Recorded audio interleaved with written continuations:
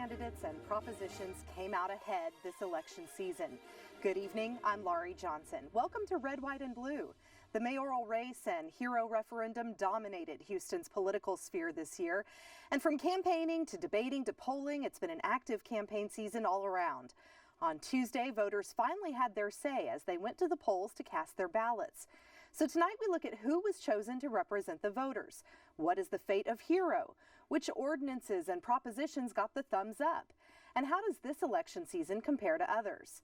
Tonight we're pleased to welcome Jay Iyer, Assistant Professor of Law and Policy at the Barbara Jordan Mickey Leland School of Public Affairs at Texas Southern University.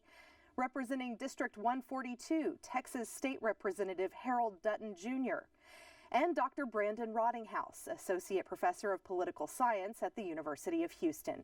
And leading our discussion are hosts David Jones and Gary Polland. So David, you owe me lunch. I can assure you that, on Hero. You know, like you're wrong on a lot of things, but hey, the day's not over. You may get lucky and get right on something.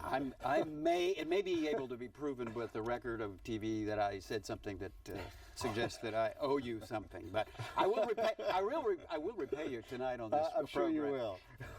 So, you know, Laurie asked the question, so quickly summarize for us, Brandon, what happened on Election Day? Who won? Who lost? I think the irony is that the Republicans won, even though that didn't appear anywhere on the ballot. They really pushed their agenda, and they were able to get their candidates into runoffs in places that we didn't expect it. They were able to push runoffs in places that we didn't think would happen. Bill King did better. I mean, I think we all sensed that Bill King would be in the runoff, but the fact that he got as close as he did to Turner, I think, showed that the Republicans were making that happen. And, of course, Hero went down in flames, and that's the biggest factor that suggests the Republicans really won the day. And Prop 2 prevailed, which was somewhat of a surprise. So, Jay, you've seen precinct numbers. Who voted and where? Well, I mean, I think we had tremendous turnout. We upped historic turnout. I think by sort of our modern standards. So we had north of 260,000 people voting total. That's basically 50% voted early, 50% voted E-Day. There was some question about that. A turnout that was probably 75,000, 80,000 more than I think many people had projected. When you look at the breakdown in terms of the votes, Hero was sort of resoundingly rejected by a lot of the traditional Democratic constituent groups, lost 68-32 among African American voters, and the numbers in the Latino community are still sort of being tabulated, but at least 60-40, if not worse. It really only was successful among traditional Anglo-progressive Democrats. What happened, Harold, in the African-American community, man? I mean, you know, you just killed it. Well, when we say that the turnout was historic, it somewhat bothers me a little bit because 70% of the people didn't vote. And we've gotten to a point now in this country and in this city and in the state where 26% of the people voting is really historic, but we're making progress. Apathy still won. I mean, because most people stayed home. Now, given that though, in the black community, I didn't see a lot of focus on either the issues or the candidates on that particular community. And think about it in terms of like where the Democrats want to be, right? You want younger voters voting, you want Latinos voting. That didn't happen. And this is, I think, part of the same problem where if they're not going to come out to vote, you're never going to have a coalition that's going to be able to beat a strong and unified Republican Party. So that's a big issue. But when you say the Republican victory, but it was actually a victory for traditional families, I would say, for the religious who are across party lines. It's not just Republicans and religious. There are a lot of Democrats who are religious. Look, Hero lost across every interest group in the city except for white liberals. That's pretty much it. Right. Otherwise, it got trashed everywhere. They spent $5 million plus in one of the most ineffectual campaigns I've ever seen. And we were down to Mayor Parker giving a rant at her loser party to tell what a real loser she is about it. It was pathetic and embarrassing, not just for her, but for the city, because she was basically calling on her liberal friends from around the country to trash the economy of Houston because they didn't pass something that she was so personal to her, even though it doesn't affect her. Anybody see any embarrassing moments other than what Gary said? Well, I mean, I think the messaging in general for the anti-Hero people won the day, right? That's really the lesson here. I mean, it was defined as a bathroom ordinance, wasn't defined as an equal rights ordinance. The messaging alone, I think, made a huge difference. But you're right. I'm not sure that the mayor's comments were helpful for her and maybe for the city. I think probably a better tact might have been to say, look, the people have spoken, and let's try to figure out a way to compromise on this.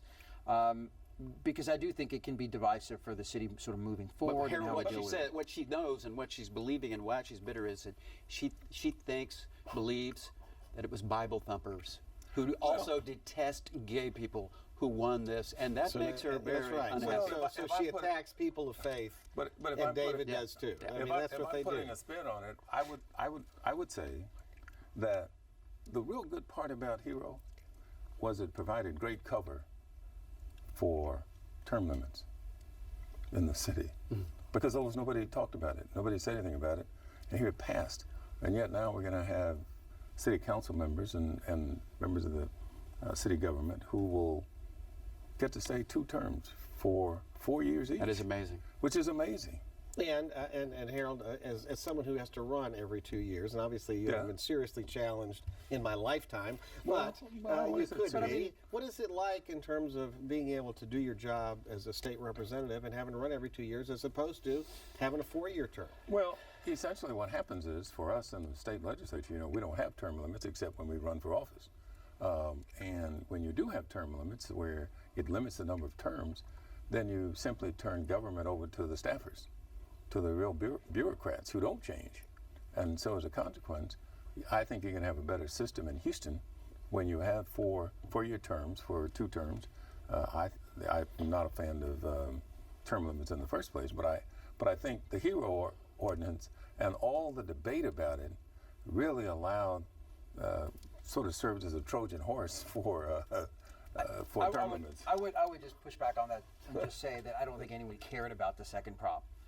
There was no division on it. There was no opposition. No on organized opposition. Paul Betancourt was against it, and publicly. But Paul didn't do anything for it the way he did on other things. So I would just say I don't know that was a defining issue for anyone. I don't believe. But I think that's the point I'm making is, and the reason you didn't have that is because all of that was oxygen was sucked out. Sucked out of the room. I don't know that it was as consequential as some of the other issues that came about, and I don't think it had an impact. And I would question whether or not. But you were in city government. I was. Okay. Yeah. Do you think a 4-year term is going to be better in terms of? Oh no, I do. In terms of public policy. Absolutely. I think it's good public policy. I think voters got it right. I don't think there's any problem with it. I guess my point is that in the grand scheme of things, I'm not sure that it's enough to overcome the fact that the city, the direction that we took as far as the votes on the other. Mr. Rottinghouse, winners and losers in your views last night, including embarrassing moments. If you Gary had some, maybe you had 1 or 2. I'm gonna let you do the Gary one because I can't wait to see that come out. But But I think that the winner is clearly Turner. I mean, he had a plan. The agenda was set. He was able to get his voters out. I think that they executed that well. I think losers, you'd have to put, frankly, Garcia and Costello in there. They both had huge war chests. They came out with a nice biography that really was a selling point, but just kind of fell flat. They couldn't really connect with people. The coalitions that they tried to build didn't really materialize. So I think that from where they started to where they ended up is probably the biggest sort of default, disappointment of the night. And of course, the biggest loser of the night is Mayor Parker. This is her legacy, right? I mean, she needs this to be able to work, and there's still time. So we'll see kind of how this all shapes out. But the fact is that she wanted to make this go, and so for all that happened in the meantime, all of the kind of pragmatic changes in city government, this is going to be the one thing that she's remembered on. So I think she needs to be careful about how she approaches this. There was no rebuttal to the claim that this was a bathroom ordinance.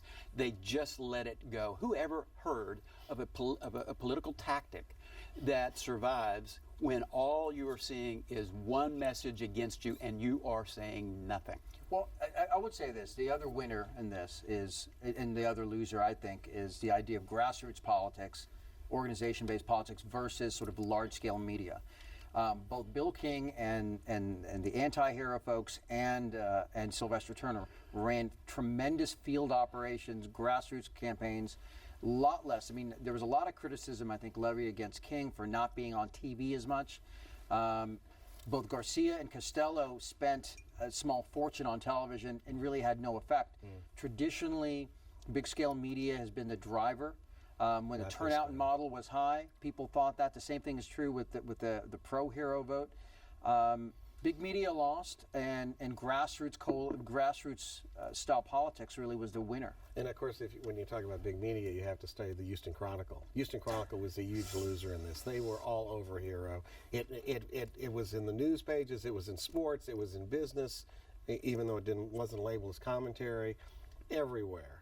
Front page ads twice. And the people didn't, and were all kinds of crazy talk, and of course the people ignored them. Harold, so the big media loser. Let me ask you, this will lead into the Gary moment that I saw. He was streaming. Gary was streaming on Channel 2. I shouldn't say. I didn't see it. Yeah. Anyway, why wouldn't, knowing there was going to be a serious African American turnout for Sylvester Turner, and in addition to that, had to have been understood that there was going to be one against Hero. Why do you think the supporters of Hero didn't get into messaging to African American voters, such as the 3 lawyers who were turned away from the bar, and put them on the air? Do something to drive up the turnout, or reduce, I should say, the opposition's numbers. Well, the obvious answer is I really don't know. I don't know whether, again, they had in mind that somehow or another just the whole idea about anti-discrimination was going to be a flag for a lot of people. But once the opposition made it into a bathroom ordinance, you would have expected that they would have done something, but doing nothing. Well, and I think there's a message there, Harold, and I think the message is, for African American voters, I don't think they feel necessarily being discriminated against in Houston is a problem. Otherwise, you think they would have voted for it. And this nightclub thing, come on, Harold. You and I could go on Washington Street to the Velvet Rope and stand in line and hope they let us in the nightclub, and they take a look at 2 middle-aged guys like us and they say, get out of here, you're not getting in. Well, that's not discrimination, it's how they do the clubs. Gary, you used Washington, D.C. on your argument last night. I did. Well, Washington... Well, I'm not sure that I would necessarily buy into the fact that African Americans don't feel discriminated here. The options in terms of pursuing claims of discrimination are limited in Houston.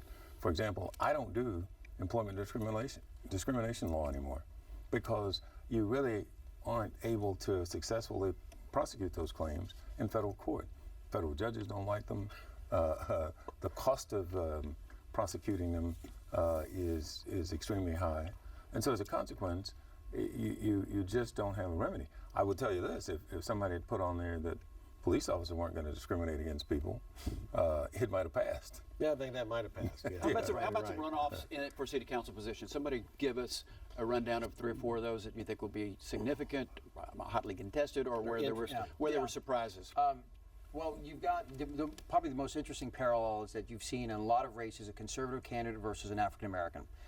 In at-large one, you've got Mike Knox, who's a retired police officer, running against Georgia Provost. Georgia Provost is a bit of a surprise candidate in here. I think came in and was successful in large part really under the coattails, I think, of Sylvester Turner. And run before. And had run before. She's an experienced candidate, but had beaten challengers that I think that some people had thought would be more successful. Yeah, former Harris County Democratic Chair Lane Lewis. Current, Current, who I think spent a lot of money. Spent a tremendous amount of money, had a lot of support and endorsements, and I think it'd be fair to say just really didn't do well, and I think underperformed.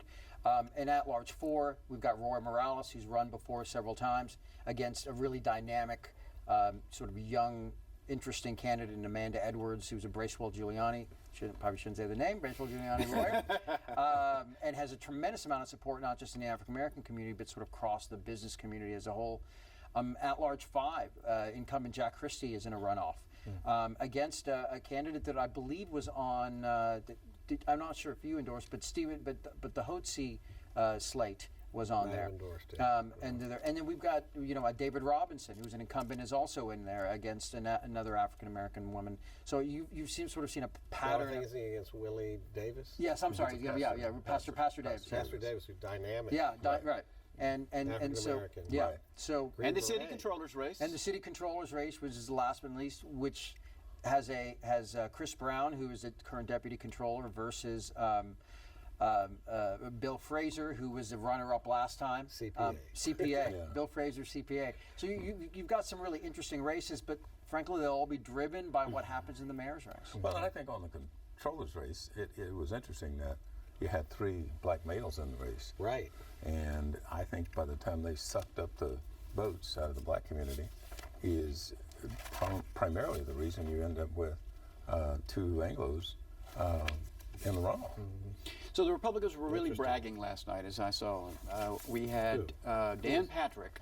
His message was, we have taught a lesson to Annise Parker and Hillary Clinton. You can't come in here and try to fool us. That was his message. Ed Young, who was prominent in the opponents to Hero on television, said that the Allen brothers, who founded Houston, have a plaque on Buffalo Bayou that says that it was, that Houston is here by the grace of God, and that is one of his arguments for why we can't, go against the Allen brothers and whatever God they were with in 1836. I would say more than we can't go against what Ed Young says. So, were they afraid to take on Ed Young? Were the proponents of Hero afraid to mix it up with the religious zealotry? I don't know. I still can't explain their strategy for them. It's sort of like playing a game in sports where the other team just keeps scoring touchdowns and you keep looking at them. I mean, this is what happened when they decided to force this into a bathroom ordinance, and people's mindset was, well, this is what this is. This is not anything else. Well, Harold, keep in mind that the ordinance is written by Annise Parker and David Feldman, her esteemed former city attorney, could have included a clause that exempted bathrooms and locker rooms from the ordinance, and they chose not to, even though San Antonio and Plano both did the same. That would have taken the issue off the table. But Mayor Parker and Dave Feldman decided they wanted the most aggressive so-called anti-discrimination ordinance in the country. That was her legacy. And of course, her legacy has now burned to the ground. Well, once they decided that, I still think they needed a strategy of something. Well, they didn't. Their answer was, it's not true. They said it's not true. They never said you couldn't go into the bathroom. What they said is you can still prosecute people who commit mayhem or commit crimes in the opposite sex bathrooms. Nothing's changed about that. But they never said this law doesn't permit people to go in because it was true. And that's where their problem was, because they were caught with their pants down, essentially. And that's why they go down. I mean, that's an unfortunate image. It is. But the advertising, you saw the TV ad with the predator in the bathroom. Right. That was one of the most effective. That's as effective a TV ad is the ad against Goldwater with the countdown with the nuclear weapon. That was a nuclear weapon style TV ad, and they never had an answer to it except saying, well, that's not accurate, and et cetera. Well, if they just said something like, one of the first things people do when they take away some of your freedom is they scare you. And they scare you. They make you afraid of something. And then that's what they were doing. Right. They said, if we don't vote for this, we're going to lose the Super Bowl Final Four. We're not going to have conventions, and people aren't going to like it. They didn't say it in their ads. That might have been a more effective argument than what I heard. I don't think people cared about that either. I mean, this is scaring people differently than the Sure, why not? The Why didn't they socialists, counterfear with fear? Scare them the other way. Well, I mean, I think part of it is just there's a sense that people are not as comfortable with transgender people. They don't know them as well as they have grown to know folks in the lesbian and gay community. And I think that social change that we've seen over the last decade or so hasn't quite caught up. And I think maybe in a few years, when it does, you would see a different result. Let's talk about the county-wide bonds. Yeah, all passed. Everything passes. County, basically the county, anything they throw up, the voters say, yeah, give it to them. How about the state? Well, but wait, is that because, Brandon, the voters' perception is that they get better government out of Harris County than they get out of the city of Houston? I don't know about that. I mean, it's clear that this was a huge issue going in. People want infrastructure change. People want to invest, I think, and that is a good sign for the county and for the city. A lot of this is going to, though, take place outside of the city, so the people who benefit from it are largely going to be in the outlying areas. But we need it, right? The city is growing like leaps and bounds. We've got people who are moving here, 2,000 people a week. We're going to surpass Chicago, right, in a couple of years. So does that mean that Renew Houston, which the courts have now struck down, does that mean the voters will vote it back in? No, when given no, the opportunity? not at all. I think what it means is that, to some extent, Bill King's argument is right. People get bonds. They understand CIP programs. They recognize it means infrastructure, and they'll support it. I mean, the majority of City of Houston, an overwhelming majority, passed the county bonds that in many cases didn't deal with them. I think it means that people will invest when they see a tangible project.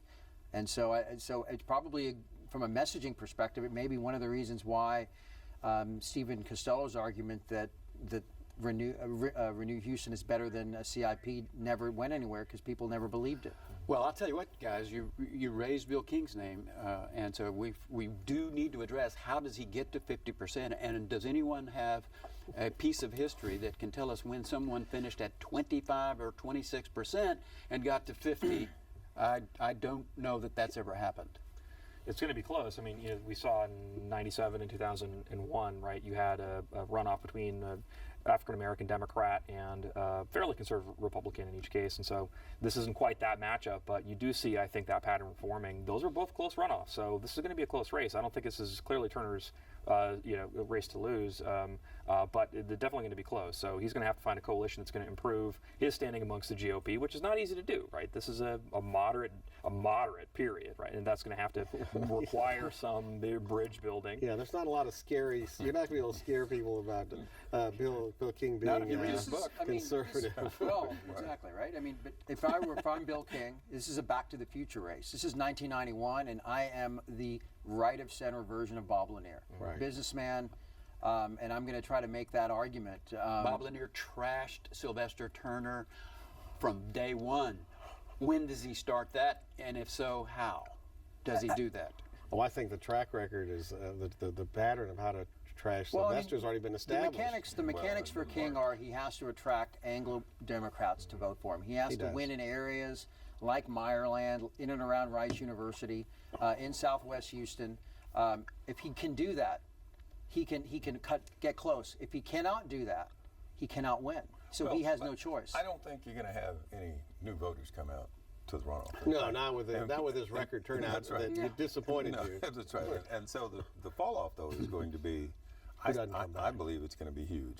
I think it'll be huge. You don't have the star, the hero ordinance. You don't have people mad about they have something. Christmas shopping. And they have Christmas shopping, and Christmas is on their minds. Yeah. And they're going to say, I think I'll leave it up to my neighbor to decide this one, because I really don't care for whatever. But I think Sylvester's in sort of the catbird seat here. I think if he can just simply identify those voters who voted for him the first time, get them back to the polls, he becomes a mayor. Well, so does he have to pull a Lanier, though? I mean, that's what I'm asking. Does he have to get, does he? We know he can't go crony capitalism and you're on too many retainers, because he, as a chairman of a firm that handed out retainers left and right, had probably Sylvester on the payroll. Not to me. So that's, King won't go there. Well, neither of them are going to go there. Well, I don't think either one of them. I don't think either of them benefit from that, and certainly not Sylvester, but I think King's got to figure out a way to get his voters back to the polls. Well, I mean, I will say this. I mean, if you look at the precinct analysis that has, I guess it's really just coming out now, Sylvester Turner did remarkably well in traditionally Anglo boxes. Mm-hmm. He came in second in many of them, in and around Meyerland, in and around Southwest Houston. He won precincts in the Heights, or at least he was the leading vote getter. That's a totally different pattern than what we've seen before. If he holds that, again, to Harold's point, if he just gets the people who voted for him before, he's going to be mayor of Houston. The challenge for King is he has to drive away some Anglo-Democrats, and he has to pick up essentially Chris Bell's voters. Otherwise, he can't get there. Well, and does the pension problem play in this runoff at all, or is it too complex an issue for the voters? I think that if you string it together with the revenue cap issue, and you talk about taxes and fees going up, and you start to develop a narrative about reduction in city services if certain things happen under a Turner administration, I think you could make that case. And I think that's what King's going to have to do. It's not just going to be about pensions. It's going to have to be about the big picture. And he's been good at that. I mean, he's been good about kind of mapping this all out for voters. The question is whether or not they approve of it or not. Are you going to get your Anglo-Dems to cross over for a kind of more moderate form of fiscal governance? I don't think so. So in that way, Turner, I think, has got a more clear path. But King has still got an avenue there to be able to pull moderates and be able to talk to people with the sort of frequency of this financial issue. He ran a pretty good campaign. He's a little bit on the grumpy side too many times, but he did well. He did well. He's low key. But you know, it's interesting. He's not an authentic conservative. And so one of the real questions is whether or not he can draw Republican voters that came out for Hero back out for him. Because he's really, for lack of a better word, a centrist. And Randy's a center-right kind of candidate, and those candidates don't normally do well. For Sylvester Turner is an authentic progressive Democrat. And he time's up, guys. I want to thank you all. It'll be interesting to see if Hero comes back because the mayor's interested Thanks, in that. Jay. Thanks, Lori, Harold. Thanks, Brandon. It's yours. Thank you. A programming note: every week following Red, White, and Blue, you can continue the conversation online with Houston Public Media's digital series Political Perspectives, featuring Jay Iyer and Brandon Rottinghouse. Starting at 8 p.m., log on to houstonpublicmedia.org/perspectives. And remember, you can catch Red, White, and Blue Fridays at 7:30 p.m. here on TV8, and again Saturdays at 6:30 p.m. We also invite you to visit us online and send us your comments. We want to hear what you have to say about the issues that affect Houston. You can submit your comments at houstonpublicmedia.org or on Facebook. And don't forget to like us. Thanks so much for watching. Good night.